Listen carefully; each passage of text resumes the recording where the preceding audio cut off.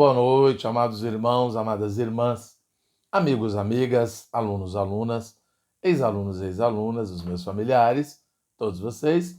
Vamos aí continuar nossa leitura da Palavra de Deus, a Bíblia. Lendo agora o Novo Testamento, Atos 19. Sempre encorajando vocês que ainda não são inscritos a se inscreverem e quem já é inscrito nos ajuda a divulgar, tá bom? Vamos levar essa palavra ao máximo de pessoas possíveis. E graças a Deus por todos vocês que têm assistido aqui, que estão aqui. Tudo bem? Vamos caminhar aí até o final. O nosso propósito, né, de ler aí o Novo Testamento inteiro e grande parte do Antigo Testamento. Vamos lá, Atos 19.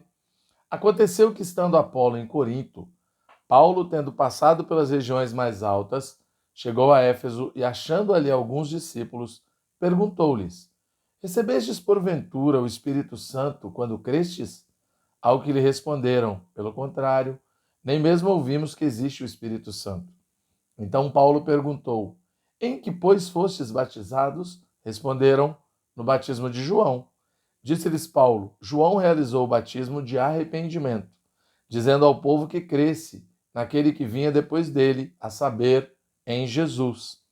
Eles, tendo ouvido isto, foram batizados em nome do Senhor Jesus. E impondo-lhes Paulo as mãos, veio sobre eles o Espírito Santo. E tanto falavam em línguas como profetizavam.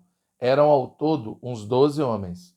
Durante 3 meses, Paulo frequentou a sinagoga, onde falava ousadamente, dissertando e persuadindo com respeito ao reino de Deus. Visto que alguns deles se mostravam empedernidos e descrentes, falando mal do caminho diante da multidão, Paulo, apartando-se deles, separou os discípulos, passando a discorrer diariamente na escola de Tirano. Durou isto por espaço de 2 anos, dando ensejo a que todos os habitantes da Ásia ouvissem a palavra do Senhor, tanto judeus como gregos. E Deus, pelas mãos de Paulo, fazia milagres extraordinários, a ponto de levarem aos enfermos lenços e aventais do seu uso pessoal, diante dos quais as enfermidades fugiam das suas vítimas e os espíritos malignos se retiravam. E alguns judeus exorcistas ambulantes tentaram invocar o nome do Senhor Jesus sobre possessos de espíritos malignos, dizendo: Esconjuro-vos por Jesus, a quem Paulo prega. Os que faziam isto eram 7 filhos de um judeu chamado Seva, sumo sacerdote. Mas o espírito maligno lhes respondeu: Conheço a Jesus e sei quem é Paulo, mas vós, quem sois? E o possesso do espírito maligno saltou sobre eles, subjugando a todos, e de tal modo prevaleceu contra eles, que desnudos e feridos fugiram daquela casa. Chegou este fato ao conhecimento de todos, assim judeus como gregos, habitantes de Éfeso, veio temor sobre todos eles, e o nome do Senhor Jesus era engrandecido. Muitos dos que creram vieram confessando e denunciando publicamente as suas próprias obras. Também muitos dos que haviam praticado artes mágicas, reunindo seus livros, os queimaram diante de todos. Calculados os seus preços, achou-se que montavam a 50.000 denários. Assim a palavra do Senhor crescia e prevalecia poderosamente. Cumpridas estas coisas, Paulo resolveu no seu espírito ir a Jerusalém, passando pela Macedônia e Acaia, considerando, depois de haver estado ali, importa-me ver também Roma.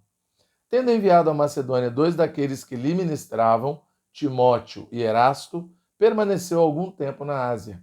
Por esse tempo houve grande alvoroço acerca do caminho, pois um ourive chamado Demétrio, que fazia de prata nichos de Diana e que dava muito lucro aos artífices, convocando-os juntamente com outros da mesma profissão, disse-lhes: Senhores, sabeis que deste ofício vem a nossa prosperidade. E estáis vendo e ouvindo que não só em Éfeso, mas em toda a Ásia, este Paulo tem persuadido e desencaminhado muita gente, afirmando não serem deuses os que são feitos por mãos humanas.